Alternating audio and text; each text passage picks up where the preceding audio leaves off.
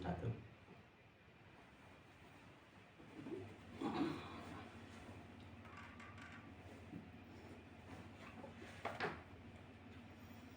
A'udzu billahi minasy syaithanir rajim.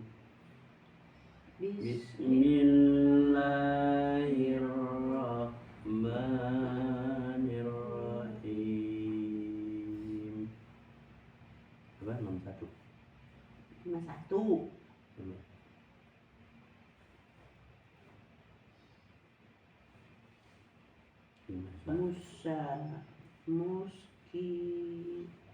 Muskiina mutakin. Nomor satu. Yang kemarin terakhir yaitu surga Eden yang pintu-pintunya terbuka bagi mereka. Belum sampai itu. Belum sampai surga Eden. Belum. 31. Ya. 31. Halaman baru. Coba. 47 kan udah, 42. Allah berfirman, hentakkanlah kakimu. Ini air yang sejuk untuk mandi dan untuk minum. Udah kan? Ya. 43-nya, dan kami anugerahi dia dengan mengumpulkan kembali keluarganya, dan kami lipat gandakan jumlah mereka sebagai rahmat, dan kami sebagai rahmat kami pelajari bagi orang-orang yang berpikiran sehat. Sekarang 4 berapa? 41. 41 kali 41 itu kan. Wazkur abdana Ayub. Ya. A'udzu billahi minasy syaithanir rajim. Bismillahirrahmanirrahim. Wazkur abdana Ayyub idh nada rabbahu anni massaniyas syaitanu binusbin wa azab. Dan ingatlah akan hamba kami Ayub ketika dia menyeru Tuhannya sesungguhnya aku diganggu setan dengan penderitaan dan bencana. Ulang lagi, ulang. Dan ingatlah akan hamba kami Ayub ketika dia menyeru Tuhannya, sesungguhnya aku diganggu setan dengan penderitaan dan bencana. Ya. Ingatlah ketika hamba kami Ayub, itu Nabi Ayub ya. Nah, dia berseru kepada Allah, kepada Tuhannya, bahwa aku itu ditimpakan, diganggu setan dengan ditimpa bencana. Ya. Bencana apa yang terjadi pada Ayub? Si Ayub itu ketika dia kaya raya dan Matanya habis ya, lagi sakit. semua dia dermawan, menyantuni orang-orang miskin dan yatim, dan mengeluarkan zakat, membayarkan semua sehingga menjadi kayanya makin melimpah ruah. Maka setan mendengar antara pembicaraan malaikat. Apa kata malaikat? Yang paling baik di dunia ini, yang paling soleh di dunia ini adalah Ayub. Tidak ada lagi selain dari Ayub. Kaya, kemudian dermawan, paling baik sekali. Itulah Nabi Ayub dan keluarganya. Ketika mendengar pembicaraan malaikat itu didengar oleh setan, maka setan mengadakan seminar bagaimana caranya supaya si Ayub ini ditimpa oleh bencana dan bermacam-macam cobaan yang diberikan kepadanya. Maka setan bicara kepada Allah, ya Allah ya Rabbi, si Ayub ini sudah sombong, sudah tidak bertuhan kepadamu lagi. Bagaimana kalau kami goda dia atau kami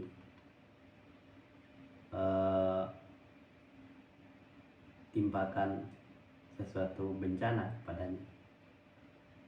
Kata Allah sampaikan, silakan, kalau memang usahamu itu bisa tembus, silakan saja. Kalau memang menurutmu adalah kalau Ayub itu adalah orang-orang yang tidak baik, maka dipersilakan oleh Allah untuk dari hasil keputusan iblis tadi, bahwa dia akan menyeru banjir besar, maka turunlah hujan selebat-lebatnya sehingga dia semua kekayaannya itu hanyut, habis semuanya. Hanya si Ayub sudah miskin. Nah, maka si setan ini, utusan dari berbagai macam penjuru, menyatakan bahwa dia sangat prihatin terhadap Ayub yang sudah musyrik, yang sudah tidak taat lagi kepada Allah dan diam kepada Allah. Maka si Ayub jawab, apa katanya? Apapun yang terjadi dalam keluarga saya, kena banjir, harta kekayaan saya habis, makanya itu bukan kuasa saya, itu Allah yang punya. Kapan saja Allah mengambilnya, itu Allah yang punya. Jadi kalau kamu mengatakan bahwa saya ini adalah orang-orang yang tidak bertuhan kepada Allah lagi, itu adalah dugaan yang salah. Maka si setan utusan tadi kecewa dan keluar, kemudian berunding lagi. Nah, yang tersisa lagi apa? Keluarga Ayub itu adalah anaknya dan istrinya yang punya bangunan. Akhirnya dia berunding, bagaimana kalau didatangkan lagi bencana berikutnya, itu gempa, ya kan? Gempa bumi. Kan diserulah angin besar dan gempa, sehingga rumah anaknya itu roboh dan anaknya meninggal semuanya. Makanya akhirnya datang lagi utusan dari daerah yang lain, berpura-pura menjadi sahabatnya Ayub, memberikan santunan kepada Ayub. Ayub, saya prihatin terhadap bencana yang dari sudah banjir, kemudian ada lagi bencana gempa bumi sehingga anak kamu meninggal. Kita prihatin. Oleh sebab itu kamu bertobatlah ya Ayub, bahwa kamu itu sudah termasuk orang-orang yang sombong. Maka si Ayub tidak terpengaruh dengan godaan setan tadi. Walaupun bagaimana, yang anak saya, diri saya, dan keluarga saya itu semuanya milik Allah. Kapan saja Allah ngambil, itu bukan urusan saya tetapi urusan Allah. Namun saya akan tetap taat dan patuh kepada aturan-aturan Allah. Tuhan saya adalah Tuhan Allah. Nah, jadi putusan berikutnya dia kecewa, kecewa dengan ucapan Ayub, karena Ayub itu yakin kepada Allah. Berarti putusan berikutnya datang lagi dari penjuru yang lain. Dia pura-pura menjadi sahabat Ayub. Dia bercerita bahwa dia prihatin mendengar bahwa Ayub ini adalah sudah bertubi-tubi bencananya. Disampaikan kepada istrinya, mana Ayub? Coba Ayub sana. Katanya setelah bermacam-macam bencana ini, suruhlah suamimu tobat kepada Allah. Kenapa? Karena dia sudah terlalu sombong terhadap apa yang dimilikinya. Suruh tobat. Nah, ketika itu istri si Ayub tertarik terhadap nasihat setan tadi. Maka istrinya menyampaikan kepada Ayub. Ayub sudah dikasih racun nih, sudah sakit-sakitan.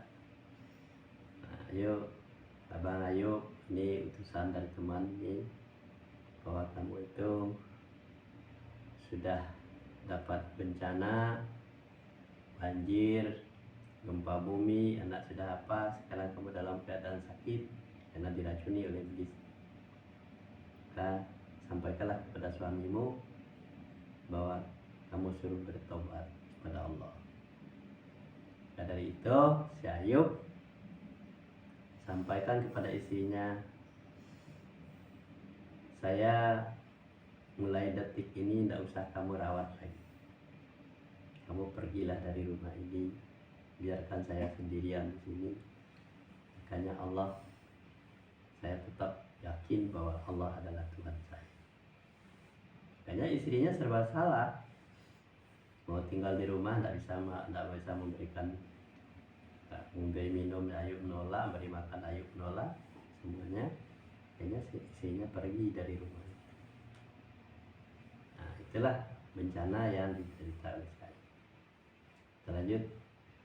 Urqud birijalika muhtasalum baridu wa syarab. Allah berfirman, hentakkanlah kakimu, inilah air yang sejuk untuk mandi dan untuk minum. Nah, ketika si Ayub tinggal sendirian ya di kamar dalam keadaan sakit, semuanya sudah membusuk gitu ya, kudisan. Pokoknya begitu masuk kamar itu sudah bau dan tidak pantas orang lagi untuk datang ke sana. Allah berfirman, Ayub, ya, hendakkan pergilah keluar dari rumah, dari kamarmu, pergi ke bawah, hentakkan kakimu di bumi. Kemudian Ayub mengikuti perintah Allah, tidak mengikuti perintah setan tadi. Maka dia turun. Nah, dihentakkan kakinya, ternyata airnya hancur, muncrat dari bumi, semuanya kencang sekali. Nah, makanya si Ayub disuruh mandi dan minum air. Nah, itu perintah Allah. Maka Ayub mengikuti perintah. Wahabna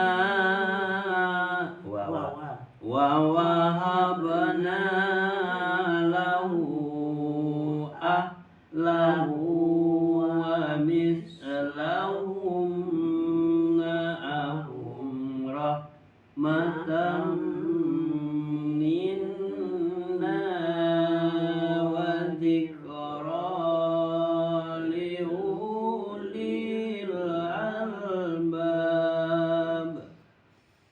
dan kami anugerahi dia dengan mengumpulkan kembali keluarganya, dan kami lipat gandakan jumlah mereka sebagai rahmat dari kami dan pelajaran bagi orang-orang yang berpikir sehat.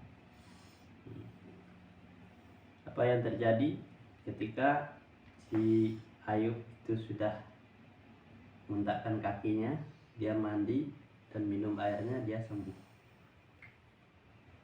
segar, ya kan? Kemudian yang si istrinya yang tadi keluar datang menemui Ayub. Akhirnya Ayub bilang, jangan mendekat kamu sudah terpedaya oleh setan. Maka Allah anugerahi rahmat dan ngumpul lagi semua keluarganya, ya kan? Anak-anaknya yang mati tadi, ya istrinya yang pergi tadi, mengumpul lagi. Itu merupakan rahmat dari Allah karena dia yakin kepada Allah. Wa qul biyadika di'awan Dosa. wa qul biyadika di'ashaw riba bihi wa la tahnas inna wajadnahu sabiran ni'mal abdu innahu awwab. Dan apabila seikat rumput dengan tanganmu, ambillah seikat rumput di tanganmu, lalu kumpulkan dengan itu, dan janganlah engkau melanggar sumpah. Sesungguhnya kami dapati dia atau Ayub, siapa itu? Seorang yang sabar. Dialah sebaik-baik hamba, sungguh dia sangat taat kepada Allah. Ketika si Ayub akan ditemui oleh istrinya di kamar, si Ayub sudah sehat, segar bugar, maka istrinya mendekat. Kemudian ketika si istrinya itu pergi, dia jangan balik lagi. Dia bersumpah si Ayub ini, saya akan dera kamu 100 kali karena kamu melanggar aturan-aturan suaminya. Makanya Allah berfirman, apa kira-kira yang bisa menggantikan berdera 100 kali tadi? Makanya Allah sampaikan pada Ayub, ambillah rumput dari tanganmu, kemudian pukulkanlah rumput itu kepada istrimu, pengganti dera yang 100 kali. Maka perintah itu dilakukan oleh Ayub. Apa yang disampaikan oleh Allah, firman-Nya kepada Ayub, maka Ayub ambil rumput, kemudian pengganti dera 100 kali itu, maka dipukulkanlah kepada istrinya rumput yang diambil tadi. Itulah pengganti apa? Itu yang diganti oleh Allah. Tuh, janji Ayub itu bahwa dia tidak mau melanggar, tetapi diganti oleh Allah, diringankan. Tidak 100 kali, tetapi hanya mengambil rumput dan lemparkan pada itu. Semuanya itu akan terjadi. Makanya utang Ayub, janji kepada Allah tadi yang deras 100 kali, diganti dengan rumput tadi. Walakur ibadana Ibrahim wa Ishaq wa Yaqub ulil aidi wal absar. Dan ingatlah hamba-hamba kami Ibrahim, Ishak dan Yakub, yang mempunyai kekuatan yang besar dan ilmu yang tinggi. Dan ingatlah ketika hamba-hamba kami Ibrahim, Ayub, ya, Ishak, Ibrahim, Ishak dan Ayub, Yakub. Yakub ya. Oh ya, Yakub. Jadi Nabi Ibrahim ini punya anak Ishak, Yakub, ya kan? Yang mempunyai kekuatan yang besar. Nah, dia mempunyai kekuatan dan ilmu yang tinggi. Nah, ini peristiwa yang terjadi pada Ibrahim tadi. Ya. Apa yang terjadi peristiwa Ibrahim? Ketika Ibrahim sudah berusia 86 tahun, tidak punya anak.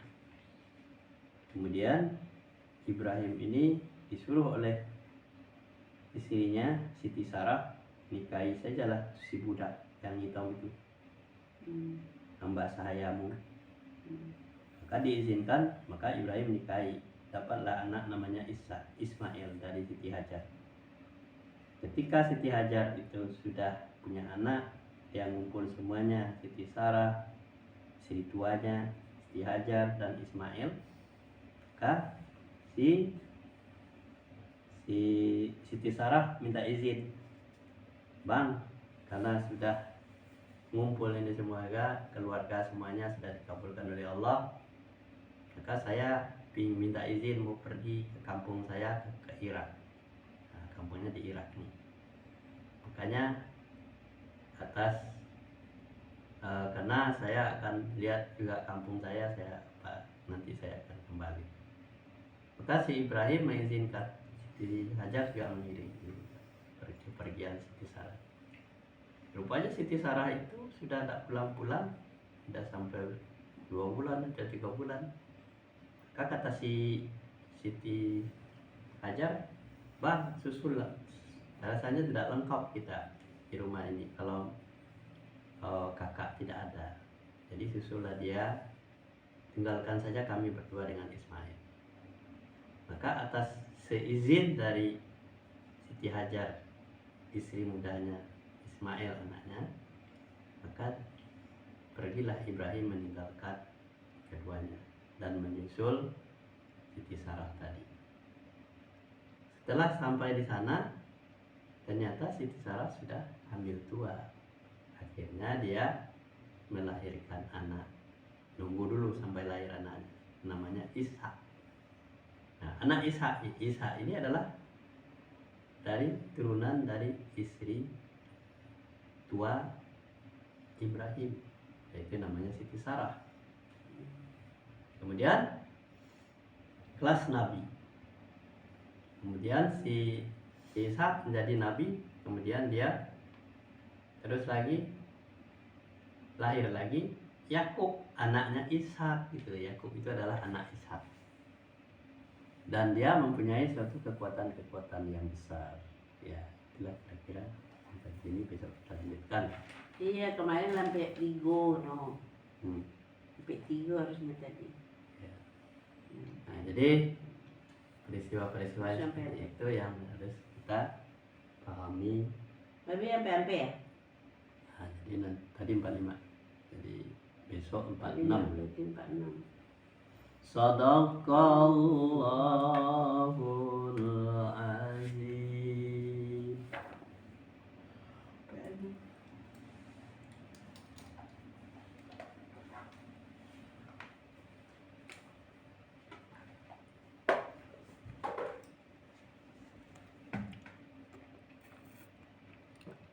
Dulu kamera juga.